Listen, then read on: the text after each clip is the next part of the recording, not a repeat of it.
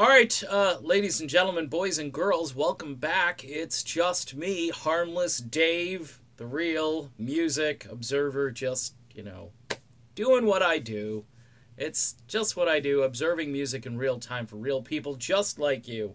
Of course, it's got to be real music, okay? None of this fake stuff that's coming out. And me, I'm observing, and it's for people like you and me, so just wanted to clarify there. Neal Schon has kind of set the record straight about who put the band on hiatus. The band, of course, being Journey.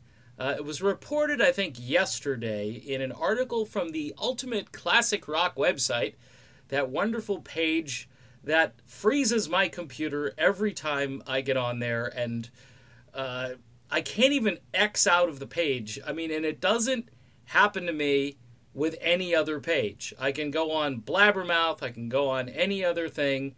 There are a few newspaper websites that want you to pay up before you actually land on their page. And when you do, they make it very frustrating. So you'll want to subscribe, which I don't because I'm just there briefly. It's not like I'm reading everything you got there.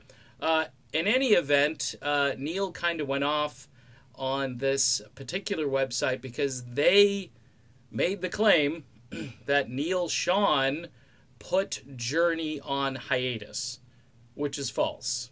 Everybody in the band, from what I understand, everybody in Journey agreed to take a year off.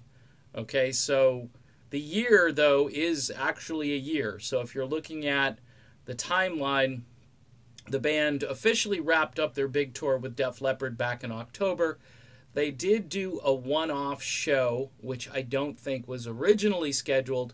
So you may see the band actually return to action in the fall of 2019. Now, I have speculated that it may not go all that well as far as the band getting back together again, but they still might, okay? Because sometimes money can make people get along, all right? Money can force people into thinking, yeah, I really hate that guy, but what the hell? I'll suck it up because there's a $12 million or a $9 million or whatever kind of payoff there is. With Journey, it's probably, I don't know, $4 million, maybe more. I have no idea, to be honest with you. But the bottom line is, it appears that Neal was a little ticked off because they made this claim and they didn't really do any research. They basically just put the article out thinking that Neal wanted to kind of put things on hold. Now, everybody agreed. Apparently management agreed with that. And so Neal is out there now correcting the record on Twitter and doing it rather vociferously. So good job for Neal. For calling out the press. Look, I've done it before where I've seen stuff and I just scratch my head.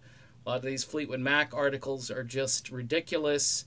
They say things, yeah, like that tune Gypsy, that solo Stevie Nicks song, and your head just, really? I mean, you gotta at least kind of know that that's a Fleetwood Mac song, but, what do I know? It's fresh energy, folks. And Neal Schon has it. So there you go.